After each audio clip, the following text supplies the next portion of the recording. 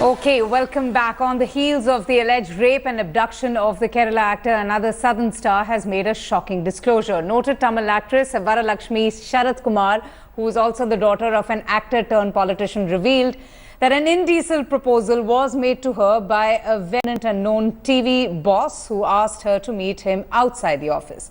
In fact, recalling that meeting with the programming head of that leading TV channel, the actress has written, and I quote, "When questioned if it was regarding some other work, his answer said with a smug like it was the norm, no, not work, it was for some other things."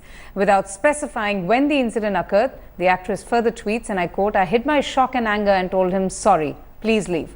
His last words on that particular topic was, "So that's all," and he smiled and walked away.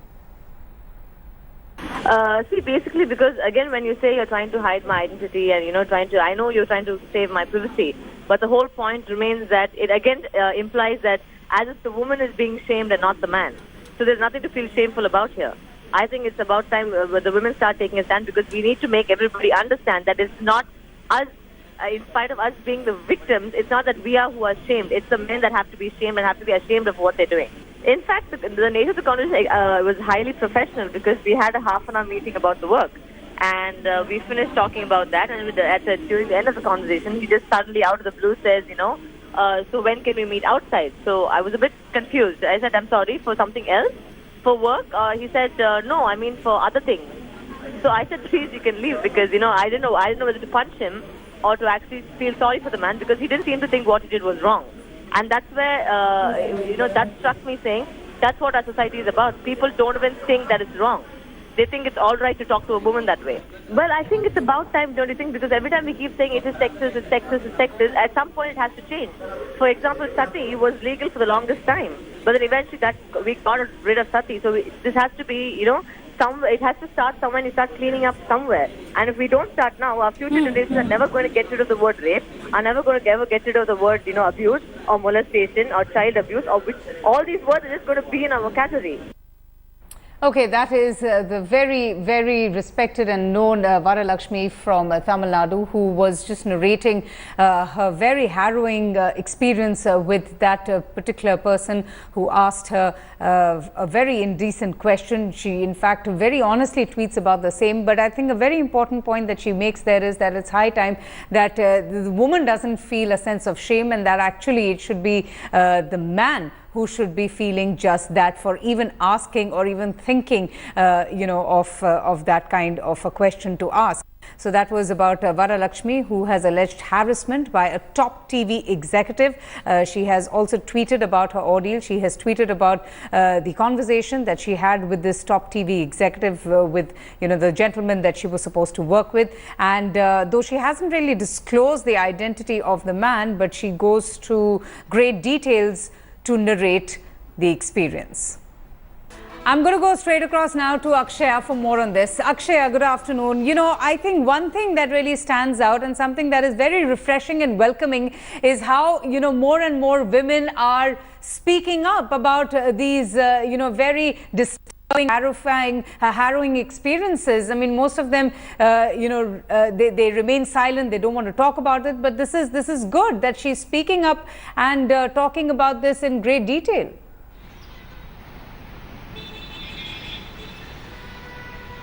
Well, Avantika, it is a huge step taken by these actresses. It's seen that in this male-dominated fraternity, most of them don't really come out and talk about the kind of injustice that is happening to them. Yes. And right now, as soon as the story about how a Malayalam actress was attacked, we're seeing that many of them are coming out voluntarily talking about the experiences. And also, name and shame is the kind of the trend that these people are looking at, because that is the only way in which incidents like these can be avoided. And a huge industry where people look up to. If things like these happen within that industry itself, then it's very disappointing, Avantika, and that's exactly what this actress has also raised questions about. And earlier also we had seen that a director had made a very sly remark, but again the backlash that he got from many of the leading ladies, including Nayantara, Tamanna, all these things led to him retracing his statement. So only when these actresses come forward talking about the injustice and also naming those people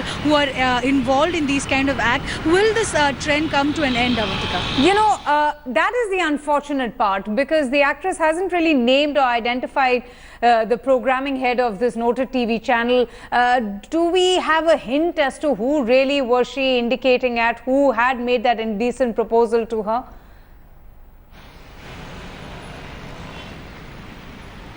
Well, Avantika, right now we're being told by the actress that very soon she is going to come out with more details about what actually happened. In fact, we had earlier spoken to her over the phone lines, and when we were approaching her for a video interview also, she mentioned that very soon, within a week or so, she will be coming out with more details and an action plan on how to avoid these kind of unfortunate incidences. So we'll have to wait and watch as to what her next action plans are, who this person involved is, but it is very clear from the statement that it was somebody within the industry who was involved in such kind of an activity. And also she had mentioned about how actors in the industry talk vocally about political issues and other social issues, but never about the problem that the women in the industry face. And that is something that we have to probe more into and make these men come out and talk about the injustice that is being done towards the women in the fraternity, Avantika.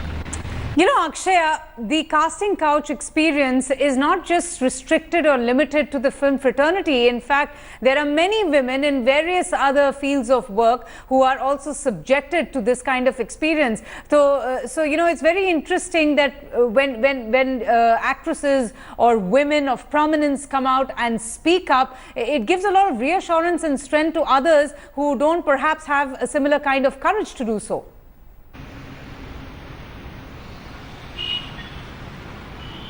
Well, you know, the kind of harassment that women face in the society, not necessarily just women who are working. It happens even in a public space, in a bus, a train, and any transportation service that a woman avails. And all these are because there are people in the society who think that they have the right to do it. And it is also because women have always kept quiet towards untoward incidences. We don't really see every woman reacting to a man touching her in an inappropriate manner in a bus. They say that it just happens and let go of it.